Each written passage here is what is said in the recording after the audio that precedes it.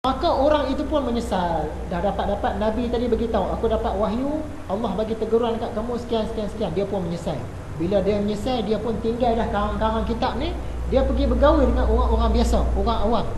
Dia pergi ke pasar-pasar, dia tolong-tolong orang, dia merendah diri. Tapi kerana Allah, tolong orang kerana Allah, merendah diri pun kerana Allah.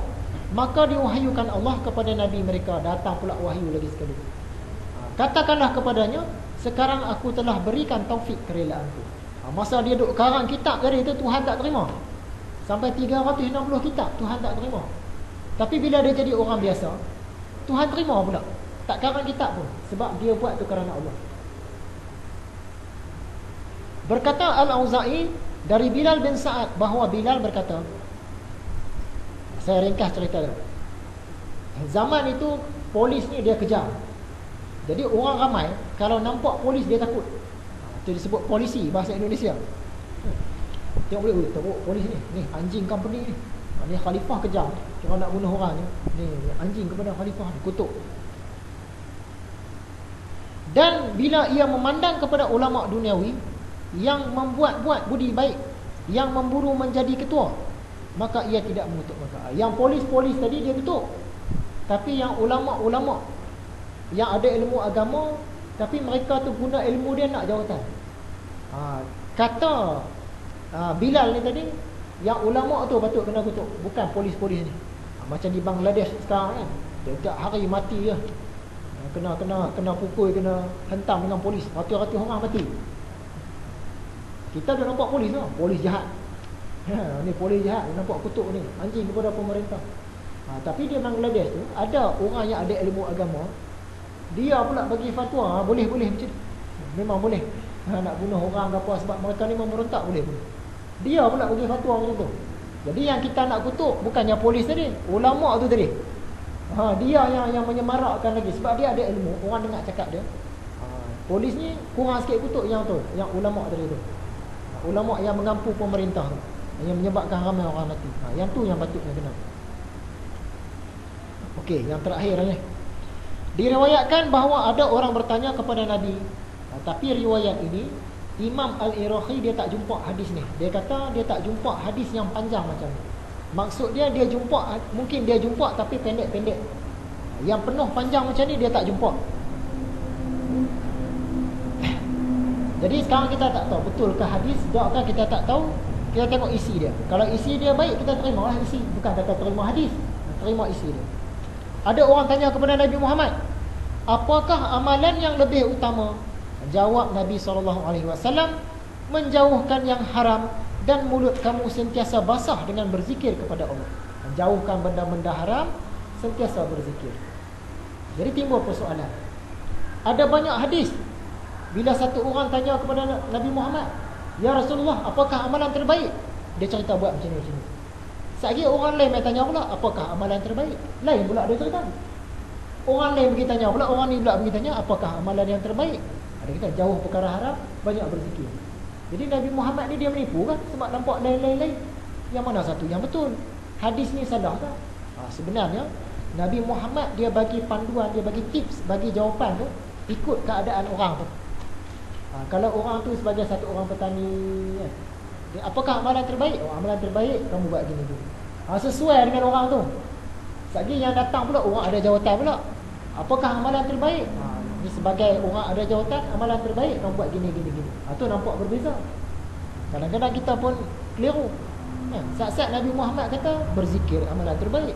Saat-saat Nabi Muhammad kata perang amalan yang terbaik. Saat-saat Nabi Muhammad kata kasih kepada Allah amalan terbaik. Contohlah ni, contoh. Yang mana satu amalan terbaik ni? Semua amalan terbaik. Sebenarnya ikut keadaan orang, ikut orang yang tanya tu. Macam mana dia tu? Miskin ke? Kaya ke? Ada nama ke? Tak ada nama ke? Ramai keluarga ke? Seorang sebatang kara ke? Ikut keadaan dia. Jadi amalan yang terbaik, yang lebih baik, jauhkan benda-benda haram dan sentiasa berzikir. Orang tu tanya lagi, sahabat manakah yang lebih baik? Iaitu seorang sahabat yang jika engkau berzikir kepada Allah, nescaya dia tolong engkau. Kalau kita duduk seorang-seorang, tiba-tiba kita berzikir. Kita mau berzikir macam hari ni, zikir dia, amalan tambahan dia, la haula wala quwata illa billahil aliyyil azim 1000 kali. La haula wala quwwata illa billah al-azim. Tentang sahabat tu, berzikir, bagus. Okeylah. Dia kita berzikir-zikir. Oi, ni apa berzikir ni? Allah tak payah zikir-zikir dah. Orang pun sembahyang juga ni nak berzikir-zikir ni. Yang tu tak bagus.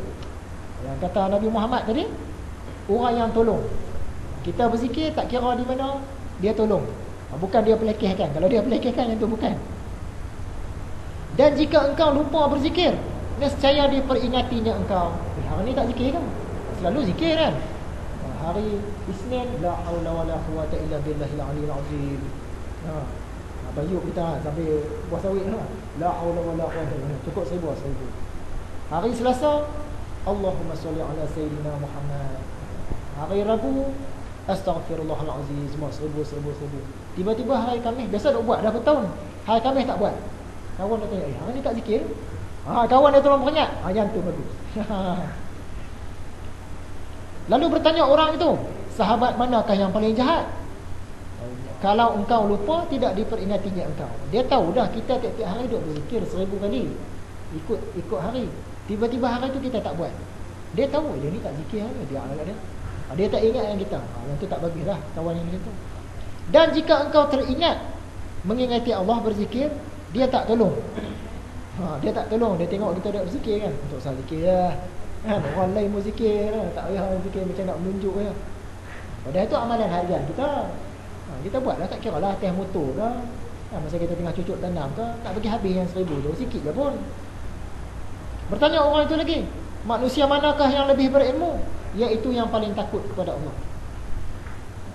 Orang tu tanya lagi, terangkanlah kepada kami orang-orang kami yang baik yang akan kami ambil sebagai teman duduk bercerita.